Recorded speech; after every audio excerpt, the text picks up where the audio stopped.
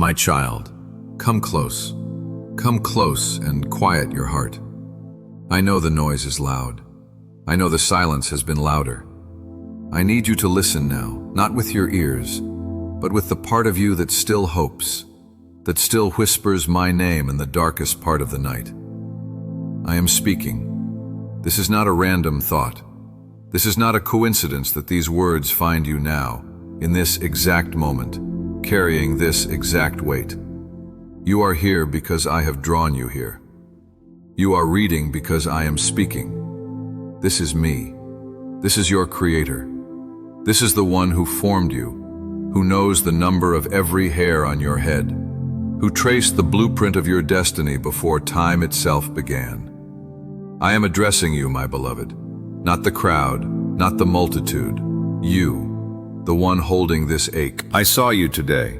I saw you yesterday. I saw you in every yesterday that has stretched into a long, weary season of waiting. I saw you when you put on the brave face, when you told everyone, I'm okay, when you forced a smile that felt like a crack in your soul. I saw you when that smile fell away in the empty room, in the car, in the shower where the water could hide the tears. I collected every one of those tears. I have not wasted a single one. They are not lost. They are sacred. They are the liquid prayers of a heart that trusts me, even when it cannot see me. Even when it feels I have turned my face away. I have not. My gaze has been fixed upon you with an intensity that would overwhelm you if you could perceive it. You have been in the center of my focus, not on the periphery. This delay, this excruciating, confusing, soul-stretching pause, you have called it abandonment. You have whispered, have you forgotten me? You have watched others move forward, celebrate, build, and flourish, while your own ground felt barren. You have questioned your worth, your calling, your very identity. You have wondered if you heard me wrong, if you dreamed too big, if the promises I placed in your spirit were just the echoes of your own desperate wants. My beloved, I am here to tell you, you did not dream too big. You dreamed my dream. And what I have dreamed for you is so vast, so powerful, so intricately glorious that it could not arrive on the schedule of your understanding.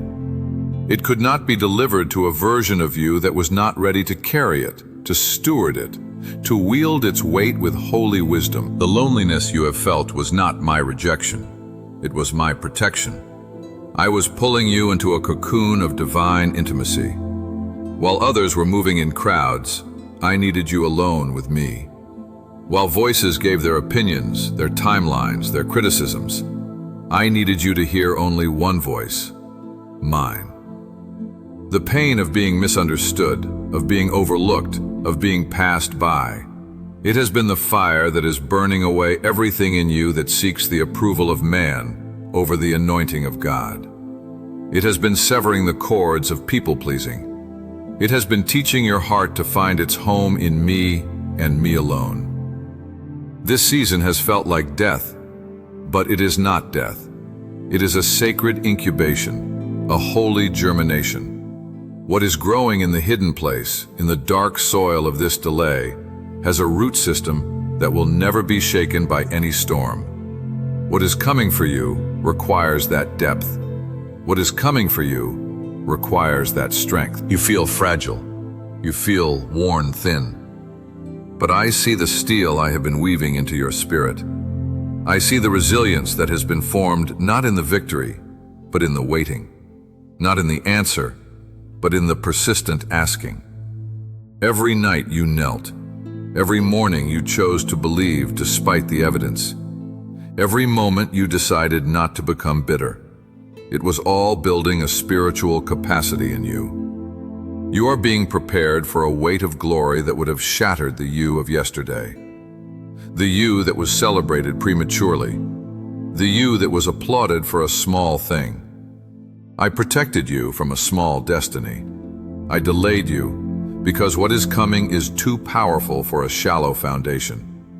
It is too great for a heart that has not learned to find its everything in me. I know the ache of the unfulfilled promise. I feel the tension between the now and the not yet that lives in your chest like a physical pain. I am not indifferent to it. I am sovereign over it. Every closed door was my hand. Every disappointment was a divine deflection. Every no that broke your heart was saving you from a path that would have ultimately broken you entirely. You are not being punished. You are being positioned. With the precision of a master architect, I am placing you. The waiting is not a cue. It is a placement. I am aligning people, resources, timing, and circumstances in the unseen realm. I am orchestrating a convergence so perfect, so breathtaking, that when it breaks into your visible world, you will understand. You will look back at this pain, and you will call it holy. You will name this delay divine mercy. So in this moment, I ask you to breathe, to release the need to understand, to surrender the timeline. I am not late. I am exact. And your time is closer than you can feel, closer than you can logically believe. The dawn is already breaking in the spirit realm. The first light is touching the promises I have spoken over you. Can you feel it? A subtle shift in the atmosphere of your heart? That is me, stirring hope, rekindling a sacred fire. Quiet the voice that says it is too late. Silence the lie that says you have missed it. You are right on schedule. My schedule. The only one that matters. What I have for you cannot be taken, cannot be imitated, cannot be stopped. It is yours, and it is coming. Not because you have earned it, but because I have ordained it. Not because you are perfect, but because I am faithful. Rest now, my weary child. Rest in this truth. This is only the beginning of our conversation. There is so much more I need to say to your heart. My beloved, there is a particular hurt I must speak to now. The one you keep buried, the one you try to rationalize, the one that surfaces in the quiet hours with a fresh sting. The betrayal, the opposition, the voices that were meant to cheer, but instead chose to whisper. I saw it. I saw it all. I was there in the room when the conversation turned to you and the tone shifted. I was present in the phone call where your name was spoken with a hint of jealousy, wrapped in false concern. I heard the words that were crafted not to build, but to subtly dismantle. The ones who smiled to your face, then questioned your character, your gifts, your calling when you turned your back. You felt it, didn't you? That cold shift in the air, that intuitive pang in your spirit. You told yourself you were being too sensitive. You dismissed it as paranoia, but it was me. I was alerting you. I was showing you what was hidden because I have always been your protector. They thought you wouldn't notice. They thought their words were contained in secret rooms, in private messages. But, my child, nothing is hidden from me. I have heard every syllable. I have witnessed every plotted move meant to block you, to shrink you, to keep you in a place where you wouldn't outshine them. That opportunity that vanished overnight, I closed it. Because the hands that were offering it were not clean. The door that slammed shut, I barred it. Because the room it led to was a trap, dressed as a blessing. The relationship that ended so painfully, so abruptly, I severed it. Because the connection was anchoring you to a shore I had commanded you to leave. You wept over the loss. You agonized, wondering what you did wrong. You replayed every memory, searching for your fault. My heart ached for you, because the truth was, you did nothing wrong. You were simply outgrowing the container they had assigned you. Your light was beginning to hurt eyes accustomed to dimness. I know the rage you swallowed. I know the eloquent defense you wrote in your mind but never spoke with your lips. I saw you bite your tongue until it bled. I saw you turn the other cheek until your soul felt bruised. You wanted to scream. You wanted to expose. You wanted to set the record straight and watch justice roll down in a moment. But I asked you for silence, a holy, painful, trusting silence. And in your obedience, in your refusal to fight a carnal battle, you wielded a spiritual weapon of immense power. Your silence was not weakness. It was a decree. It was you placing the entire matter into my hands and saying, "You judge." And I am. I am the righteous judge. The scales in my hands are perfectly balanced, and every word, every intention, every secret action is being weighed. Those who underestimated you, they did so because they could only see the surface. They saw the quiet one, the delayed one, the one seemingly stuck in the background. They measured you by your current circumstances and pronounced you insignificant. They labeled your patience as passivity. They mistook your refinement for ruin. What they could not see, what I have been meticulously crafting in the secret place, is the warrior, the sovereign, the authority I am raising up. They saw a sapling bending in the wind. I see the deep, unshakable roots and the mighty oak it is destined to become. The wind they used to try and break you was only making you stronger. Their whispers were simply fertilizing the soil of your destiny. You have asked me, why did you allow them in my life? Why did I have to love them, trust them, only to be wounded by them? My precious child, they served a purpose. They were tests, not of your heart to me, but of my commitment to you. They were the fire that proved the authenticity of the gold within you. Had they not come, you would have never known your own strength. You would have never learned to discern my voice above all others. You would have carried a naivete into a destiny that requires razor-sharp spiritual discernment. I allowed the Judas so you would learn to kiss no hand but mine. I allowed the critic so you would learn to find your worth in my applause alone. I allowed the betrayal so you would understand the priceless value of the loyal ones I am now bringing to your side. The loneliness you feel is the space where I am becoming your everything. The betrayal you endured is the contrast that will make you recognize true covenant when it arrives. The injustice you suffered is the platform from which I will display my vindication. They thought they were writing your story. They were merely characters in a chapter I am now closing. Their part is over. Their influence is ending. The narrative they tried to spin about you is about to be rendered null and void by a single, sovereign act of my power. So release them. Release the need for them to understand, to apologize, to see the error of their ways. Your freedom is not contingent on their confession. Your vindication does not require their participation. I am dealing with them in ways you cannot imagine. My methods are just, and they are thorough. Sometimes my justice looks like a quiet conviction that haunts their peace. Sometimes it looks like the unraveling of their own plans. Sometimes it is the mercy that leads them to repentance. But that is no longer your concern. Your only instruction is to keep your gaze forward. Do not look to the left or the right. Do not build a monument to that pain. Walk away from the grave of that betrayal. You are not called to be a tomb keeper. You are called to be a promise walker. The season of hidden opposition is ending. The season of visible elevation is beginning. The very mouths that spoke against you will be the mouths that are compelled by the evidence of my favor upon you to speak well of you. The ones who tried to block you will watch in awe as I open a way before you that makes no earthly sense. They will not be able to deny my hand upon your life. It will be undeniable, irrefutable, glorious. And in that moment, you will feel no bitterness.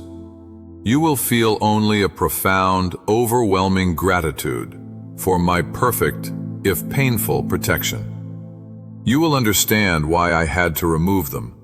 You will thank me for the closed doors and the severed ties. For now, just breathe. Trust that I saw it all, and I have not forgotten a single thing. Rest in that. I am not finished. My child, come deeper now. Let us talk about the delay itself. Not the pain others caused within it, but the very fabric of the waiting, the empty space, the halted momentum. You have called it a wilderness. You have called it a desert. You have even called it a grave. But I call it a sanctuary. This has been your most holy ground. Every silent morning where you wondered if I was listening. Every evening where the only answer was the echo of your own prayer.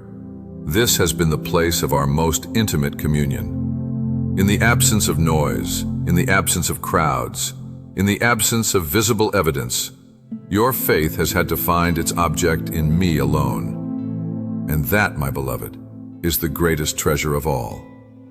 I have not been preparing a thing for you. I have been preparing you for the thing. And the you that is required could only be forged here, in this sacred delay. Think of the doors that did not just close, but seemed to vanish from the wall entirely. The paths that dissolved under your feet. The relationships that faded like mist. You stood, bewildered, in what felt like an empty room with no exits. You prayed for doors to open, and instead, I removed the walls. You asked for a way, and I showed you that the old ways were too small, too limiting, too familiar for where I am taking you. The loss you mourned was the dismantling of a structure you had outgrown. I am not leading you back to a renovated room. I am leading you out into a wide open field, a territory I have saved just for you. But to step into that expanse, you had to be released from every cramped corridor you had learned to call home. You have felt stripped. You have felt bare. You have looked at your life and seen lack where others see abundance. But I have stripped you of the non-essential to clothe you in the eternal. I have taken away the props so you would learn to lean on me. I have allowed your own strength to fail so you would discover mine. This season of spiritual strengthening and isolation has been about exchanging a strength that tires for a strength that endures. The muscle of your own will and effort has been exhausted, and in its place, I have been grafting my resurrection power into the very marrow of your being. What feels like weakness is actually the incubation of an indomitable strength. You are not weaker for having waited. You are being wired with a power that does not originate from you, and therefore cannot be depleted by circumstance. Remember the nights you cried out, "How long, Lord?" I heard you, and in that cry, I was accomplishing a deep inner work. I was stretching your capacity to trust. I was expanding your spirit to hold more of my glory. A smaller vessel cannot contain a new vintage. I could not pour the fresh, potent wine of your next season into the old wineskins of your past understanding, your past endurance, your past identity. The stretching has been uncomfortable. The pressure has felt intense, but it was necessary. The breaking of the outer shell is always the prelude to the release of what is inside. Those who watched from a distance saw only the stillness. They saw the lack of movement, the lack of visible fruit, and they drew their own conclusions.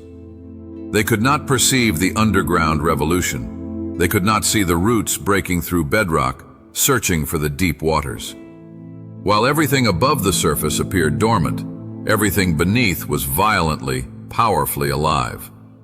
Your character, your resilience, your compassion, your wisdom, these have been growing in the dark, rich soil of obscurity.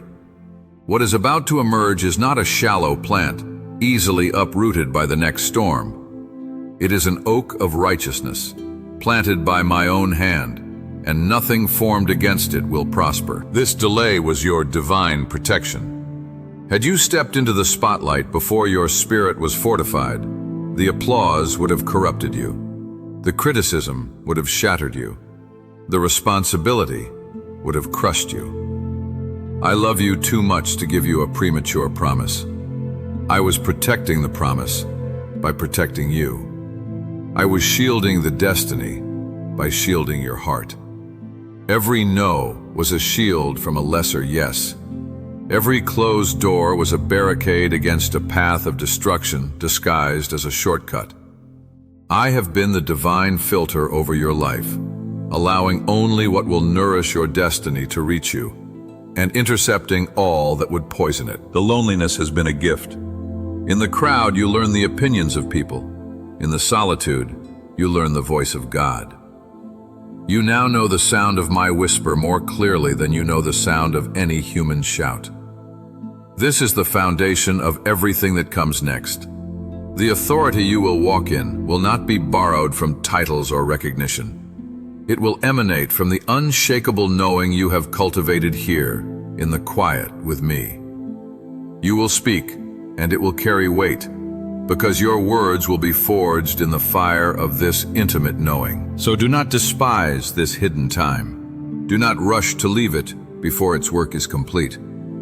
The final layers of the old self are being shed. The final fears are being disarmed. The final surrenders are being made. I am aligning your desires with my will so perfectly that when the shift comes, you will not be overwhelmed by the blessing, because your heart has already found its satisfaction in me. The blessing will be an extension of our communion, not a substitute for it. You are on the very brink. The spiritual gestation is nearing its end. The pressure you feel is the pressure of new life, ready to be born. The discomfort is the signal of imminent delivery. What's coming is too powerful to have arrived any sooner. It needed this full term of hidden growth. It needed this specific history of trials overcome. It needed this version of you, the one refined by fire, seasoned by grace, and anchored in a trust that has been tested and found genuine. Hold on just a little longer. But hold on differently now. Not with the desperate grip of one clinging to a cliff, but with the steady, expectant posture of one who knows the dawn is inevitable. The night has served its purpose. Its lessons are etched into you. Now, turn your face toward the horizon. The first light is not a metaphor, it is a promise, and it is yours. Breathe in this truth. Let it settle the last of the tremors in your soul. The waiting is yielding. The delay is breaking. What I have shielded in the dark, I am now about to reveal in the light. Now, beloved, listen as the atmosphere changes. The shift is here. I am breathing upon the dry bones of your deepest hopes, and they are beginning to rattle. They are stirring, assembling, knitting themselves together with the sinew of my faithfulness. That long-held dream you thought had fossilized, it is taking its first breath. The promise you buried under layers of disappointment to protect your heart from the ache of it, I am rolling away the stone. This is not a gradual change. This is a divine reversal. This is a sudden, sweeping, sovereign turn that will rewrite your story in a single day, in a single hour, in a moment where heaven leans down and touches earth on your behalf. The narrative is flipping. Now. The whispers that said you were finished are being silenced by the thunder of my endorsement. The quiet one is about to be heard in places of influence. The overlooked one is stepping into a spotlight not made by human hands. The one they counted out is being counted in by the only mathematics that matters, the calculus of grace. I am orchestrating a public vindication so profound, so tailored, so unmistakably me, that it will settle every question, every doubt, every false accusation that has ever been attached to your name. People will not just see your success, they will see the fingerprint of God upon your life. They will witness the blessing and know deep in their spirits that it is divine. They will look at you and no longer see the struggle, they will see the miracle. That opportunity that seems impossible, it is already moving toward you. The phone call, the email, the chance encounter, the unexpected favor, it is already in motion. I am connecting dots across continents, aligning hearts across time zones, softening resistance you don't even know exists. The door I am about to open cannot be shut by any human hand, for I myself am the door, and I am swinging it wide. It will not look like what you imagined. It will be better. It will be wider, more fitting, more resonant with the true desires of your spirit, the ones you whispered to me in secret, the ones you were almost afraid to want out loud. I am about to answer the prayers you stopped praying because the hurt of hoping felt too great. I am resurrecting the hopes you abandoned at the side of the road, weary from carrying them. The people who spoke against you in secret will find themselves compelled to speak for you in public, not because they have changed, but because the evidence of my favor upon you will be so overwhelming, so undeniable, that to speak against you would be to speak against the obvious move of my hand. They will have to acknowledge what I have done. Some will do so with genuine repentance, their hearts softened by the sheer magnitude of my grace in your life. Others will do so with a grudging awe, their mouths speaking blessings their hearts do not feel, because the atmosphere of your breakthrough will demand it. Their words no longer hold power over you. Their opinions are being permanently relegated to the past. You are stepping out of the courtroom of human judgment and into the green fields of my pleasure. You will look at the restored relationships, the new alliances, the sudden provisions, and you will understand the purpose of the pruning. You had to lose what was temporary to receive what is eternal. You had to be emptied to be filled with what is truly yours. The loneliness you endured has now created a magnetic pull for the right kind of people, the ones who recognize the scent of my spirit upon you, the ones who are not intimidated by your anointing, but are drawn to it, the ones who will run with you, not from you, in the days of acceleration ahead. The delay was the gathering of the storm. This is the breaking of it. Not a storm of destruction, but a torrent of blessing, a flash flood of restoration that will sweep away the debris of the past season and leave the ground fertile and new. What was taken will be returned, not in kind, but in measure, pressed down, shaken together, and running over. Not merely as recompense, but as a proclamation. I am a restorer of fortunes. I am a rebuilder of ruins. I am the God who specializes in stories where the third act defies all logical expectation. Do not be alarmed by the speed. Do not clutch at the familiar walls of your waiting season. I am doing this. You will not need to strive, to manipulate, to force your way. You will walk through openings that appear as if by magic. You will speak words that carry a supernatural weight of favor. You will find that obstacles you thought were mountains have become mere stepping stones, and opposition melts away before you like morning frost in the sun. This is the Joseph moment, from the pit to the palace in a day. This is the Esther moment, from obscurity to royalty for such a time as this. This is your moment. The world will call it luck. The wise will call it favor. You will know it as the faithful, covenanted fulfillment of every word I have ever whispered to your spirit. The years the locust has eaten are being restored to you in a single season of divine acceleration. You will recover it all and more. You will reclaim the time, the joy, the peace, the momentum. And in the reclaiming, you will not be bitter. You will be awestruck.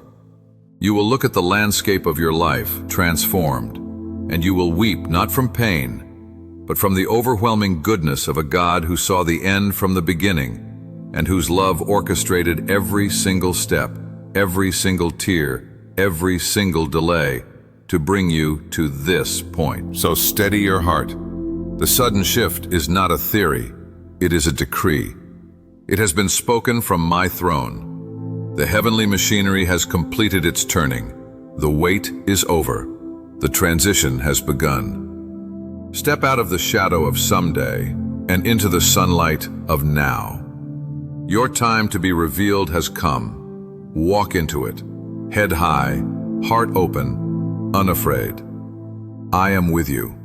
I have always been with you. And now, the whole world is about to see what I have seen in you all along. Breathe. This is only the dawn. The full day awaits. Part 5. Now, my beloved, let me paint for you the landscape of your restoration. This is not merely about the reversal of your circumstances, but the transformation of your very being. The peace you have sought in the absence of storm is about to become the atmosphere you inhabit. It will be a deep, unshakable river flowing from within you, untouched by the chaos that may swirl around you. I am giving you a peace that does not make sense to the logical mind. A peace that will be your anchor, your fortress, your personal sanctuary in the midst of great activity and blessing. You will carry a stillness with you into crowded rooms and busy seasons. This is the reward of the inner work, not just external quiet, but internal quietude that has become your permanent state. The abundance I am releasing is not just for you. It is a conduit. It is a reservoir with many outlets. You have prayed in secret for others. You have wept over the needs of your family, your friends, even strangers whose pain crossed your path. You have felt their lack in your own spirit and offered it to me. Now watch. The blessing I am pouring into your life will not be contained. It will spill over. It will flood the lives connected to yours. The ones you love will be lifted because of your elevation. Doors will open for them because you walk through yours. Financial breakthroughs, healing, restored relationships. It will ripple out from you like shock waves of grace. This is why the preparation had to be so thorough. You are not being blessed to build a personal kingdom. You are being positioned as a point of distribution for my kindness in the earth. The seed you have sown in tears is now becoming a harvest that will feed many. Your new identity is being unveiled. You will no longer answer to the old names, the forgotten, the delayed, the wounded, the too much. You will answer to the names I have called you in the secret place: chosen, beloved, mine, established, victorious, heir. You will walk with an authority that is not loud, but weighty. It is the authority of one who has been tried in the fires of heaven and emerged not with the smell of smoke, but with the fragrance of Christ. When you speak, things will align. When you pray, mountains will move. Not because of your eloquence, but because of your authenticity. You have been stripped of pretense. Your words will now carry the very power of my decree, because they will flow from a heart that is fully surrendered, fully trusting, fully mine. The relationships I am bringing will feel like home. They will be connections of mutual recognition, where spirits say yes to one another without lengthy explanation. These are the divine alliances I withheld until you were ready, until your discernment was sharp enough to recognize them and your heart was whole enough to sustain them. They are not perfect people, but they are your people, those who see the vision, who carry a piece of the puzzle, who are willing to run the race at your side without competition, only celebration. The loneliness you knew will make you a fierce protector of these covenants. You will value them not for what they can do for you, but for the fellowship they represent. And your reputation? Watch as I restore it. Not by a slow, grinding effort on your part, but by a sudden, overwhelming display of truth. The false narratives will collapse under the weight of my truth. Where you were misunderstood, clarity will dawn for others. Where you were accused, your integrity will shine so brightly it will blind the lies. You will not need to defend yourself. Your life, your character, the fruit of your hands will become your defense. People will look at the work I do through you and will have no choice but to reassess everything they thought they knew. This is my vindication. It is complete, public, and permanent. I am also restoring your joy, not the fleeting happiness of a good day, but the deep, abiding joy that is your strength. It will be a joy that bubbles up from the well of salvation within you, unaffected by the day's news or the world's mood. You will laugh again with the freedom you thought you had lost. You will find pleasure in simple things, seeing my fingerprint in details you once overlooked in your striving. The heaviness that has been your companion will lift, not because circumstances are always easy, but because your soul has learned to rest in the certainty of my goodness. This abundance extends to your mind. The anxiety that scrambled your thoughts, the mental fatigue from trying to figure it all out, I am replacing it with a clarity that will astound you. Solutions will appear to you with ease. Creativity you thought was depleted will surge like a spring. Wisdom for decisions will be there when you need it. Your mind, which was a battlefield, is becoming a sanctuary of my peace and a workshop of divine inspiration. All of this, the peace, the abundance, the identity, the relationships, the joy, is your new normal. This is not a peak experience from which you will descend. This is the beginning of a new plateau, a new baseline from which you will operate. You are transitioning from a life of seeking breakthrough to a life of living from a place of having been broken through. The struggle was for the promise. Now, you enter the life of the promise, so receive it. Open your hands, your heart, your spirit wide. Do not let the scars of the past make you hesitant to embrace the fullness of the future I have for you. The pain had a purpose, but its purpose is complete. Do not build a shrine to the struggle. Pack its lessons with gratitude and move forward into the spacious place I have prepared. You are not walking into a blessing you earned. You are walking into an inheritance you received by grace. Walk in it.